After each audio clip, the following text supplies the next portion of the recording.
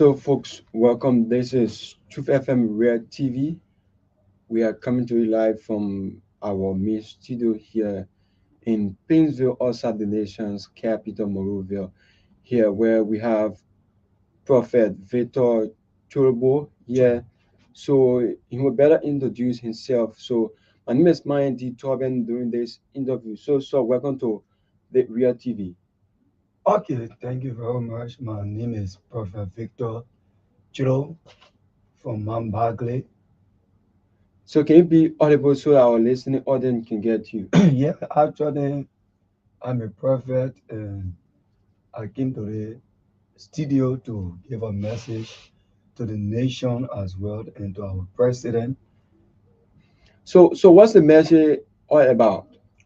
Yes, I received this revelation and it has been over the years. And when I received this revelation and I decided to relay it to our honorable president through one of the security by the name of Tamawanda, and I gave him this revelation and I told him that actually God revealed to me and I saw the president at the time to become president and he was deciding to run for the election, but he was actually suffering from indecision. And I told Tamawanda, I said he should not worry because I see he winning the election at the time George we our president. And that was the first revelation that came to me. And I told him that actually the president will win. He should not be afraid to contest. And I see God opening doors for him for the election. And God did it for him. That was the first revelation that actually I gave to him. And he received it. And the next thing I told Tamawanda, because he often visit the church and pastoring as a prophet. So the next revelation I gave him, I said he should not choose a vast and barrel on the closer to the election. Yeah, and that revelation came from the church and pastoring. God spoke to me about it that Joseph Newman Boakai should not have a running mate on the closer to the election. And there was a reason why you see he delayed to have a running mate. And it was closer to the election that President Joseph Nyuma was able to choose his vice standard borough. And that wisdom, God gave it to me to give it to Tamawanda to give it to him. And that was the second revelation. And the third revelation that God gave me closer to the campaign, I told Tamawanda that I received a revelation from God that we have to go into 3 days because there was a obstacle because the present government, which is President George Manuel Weah, who were empowered, he was very influential. And the people wanted him back, but it was not a word of God.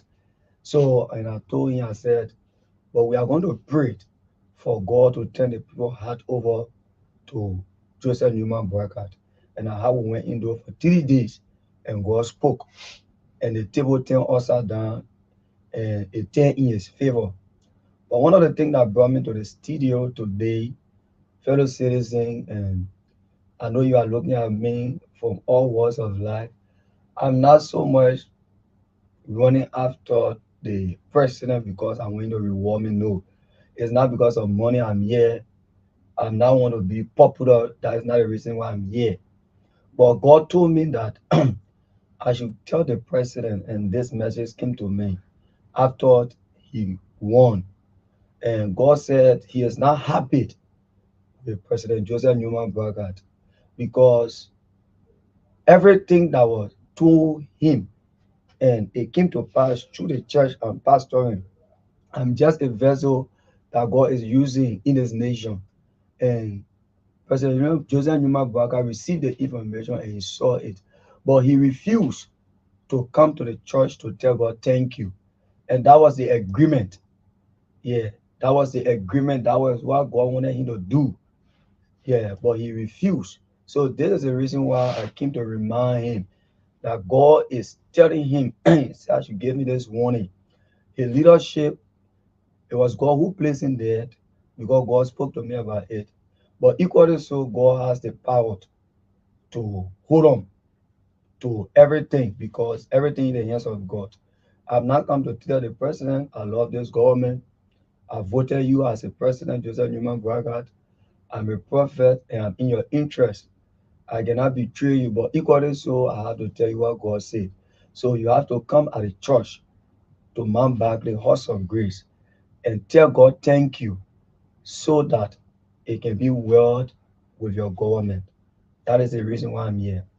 Okay, so before we go further, according to your statement, you said the president should reach to the house of God.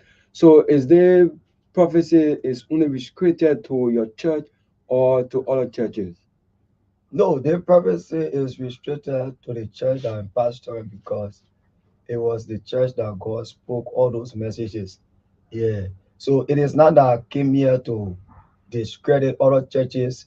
Other churches are preaching the word of God. Other pastors are doing the word of God. I'm not the only pastor that God chose in this nation. That is not why I'm here. But the reason why I'm here today it is because God gave me a specific message to the president and to the nation. So I'm not here to discredit other churches because I myself I was trained by other pastors. Yeah, and I was ordained. I have my spiritual father even right now as I'm speaking, who ordained me into ministry.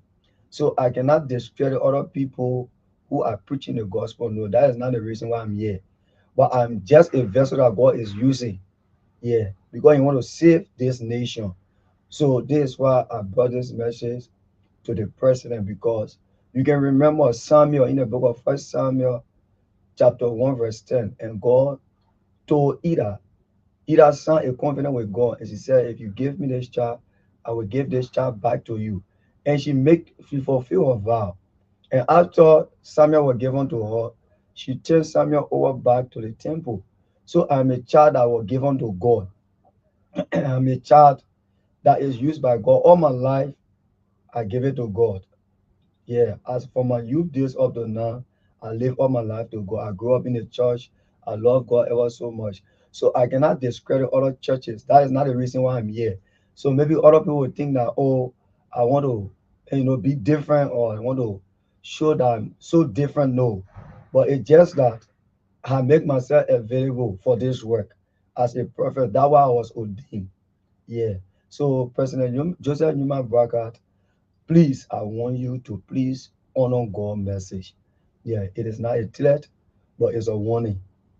Okay, so you are simply trying to say that, okay, the president, after the election, the president have visited other churches, and you are simply trying to say that if the president don't go to your church, there will be another form of action from God. That's why Yeah, you. yes, that's what I'm trying to tell him because it happened in the case 2011 when I gave the message when I saw it in the realm of the spirit, and God told me, He told me that George, we are not going to become president.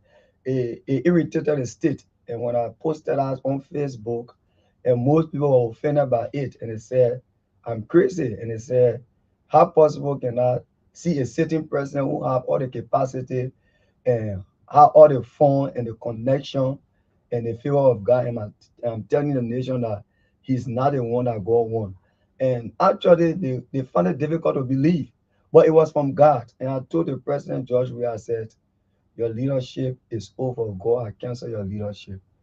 You will only go for one terms. And he never believed it. He sent people after me. I was living on the old road to settle with me. But I cannot settle for less. I'm somebody who God choose. And whenever God gave me a message, I go directly by God's message. I'm not here to receive pay, but I'm here to do what God say. So I stood by that message, and I was actually for Joseph Newman Broker because it was what God told me. So I could not betray him. So I did everything I could do to pray for him and pray for the government for it to come to pass. And today we have him as a president. So Joseph Newman Broker, wherever you are, I'm for you, but equally so we have to obey God. And this is our government, this is our leadership, but we need peace. We need the hands of God. We need the protection of God. Money is not everything. So I'm appealing to you to please come at the church and tell God thank you. Yeah, because if you refuse, God says that He will not back the leadership. Yes. He said your leadership will not be backed by Him. That is why He told me. He said if you refuse this message, He will not force you, but your leadership will going to be divided into two. And it will not be a good thing for you to see. He said your leadership is going to be divided into two. And the next thing that you will see is that you will not make it for the second round. Yeah, you will want to contest, but it will not be possible. And even those from your party that want to contest, they may not win because God will actually be angry. And God will turn against your leadership and the party as well. And that, of course, I think it will not be a good thing for us in the nation. So this is the reason why I came with a prophetic word to give it to you, Mr. President.